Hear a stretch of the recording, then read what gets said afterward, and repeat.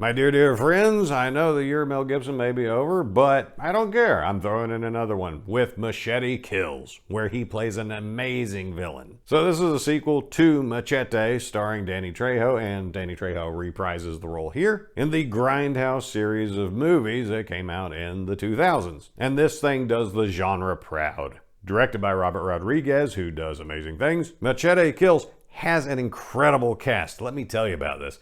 So we already got Danny Trejo, who has a shtick, and he does it better than anyone else. Mel Gibson, who's dynamite in anything that he's in. And then there's more. Introducing Carlos Estevez, who the rest of us know by his stage name, Charlie Sheen. He plays an amazing U.S. president. Trejo spends a lot of time on screen with Demian Bichir, who absolutely steals the show. Amber Heard is in it before she was known to be widely evil, and boy howdy does she show off what an effective honeypot she is. I guess in real life and in the movie. Michelle Rodriguez is in it, doing the same thing she always does, which she's pretty good at, so it's fine. Sofia Vergara as a vicious, bloodthirsty brothel madam. Good casting. Lady Gaga, Antonio Banderas, Walton friggin' Goggins, Academy Award winner Cuba Gooding Jr., Tom Savini, and more. If you're playing 6 Degrees of Kevin Bacon, this would be a good movie to add in there. You got a lot of critical players that could connect to other movies. Well, what happens in this thing? First, I want to say the opening credit sequence is more entertaining than a lot of movies that are out there, so just treat yourself to that. But then we get into Machete, who has gone to work for ICE, Immigration and Customs Enforcement for the federal government, and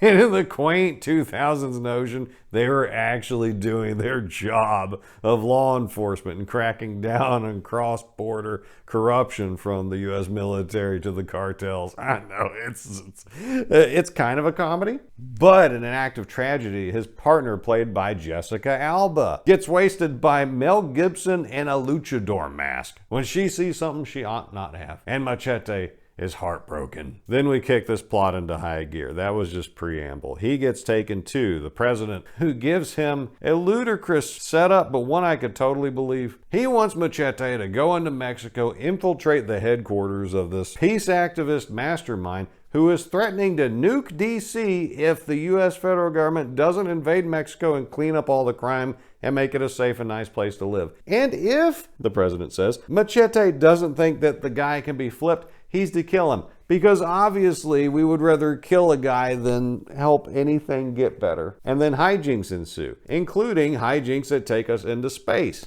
And as I was going through this movie, I was thinking that maybe Elon Musk took a lot of inspiration from the villain's plot in this movie. And I'm generally a Musk fan, but not 100%. He's still a transhumanist. I'm very much team pro-human. But oh wait, hold on. Elon Musk is in this movie too, as himself. So there is a lot going on here. And scene by scene, basically what we get is a cast of very colorful characters monologuing at Machete, who eventually gets tired of it and then goes on a killing spree. You just repeat that in different settings with different window dressing, and it's a good time. And as an exemplar of the grindhouse or exploitation genre, this movie packs the goods that you watch those to see. You get over-the-top dialogue. You get ridiculous kills and action. You get cartoonish comic book style scenes and setups and plots and characters. They're all generally interesting. And the aesthetic. Those who watch my channel, the film damage look of my videos, it was inspired by grindhouse movies. So in my own way, I'm trying to fit into that. Unfortunately, we do deal with 2000s CGI, which wasn't the best. Now, it's funny, but it's a little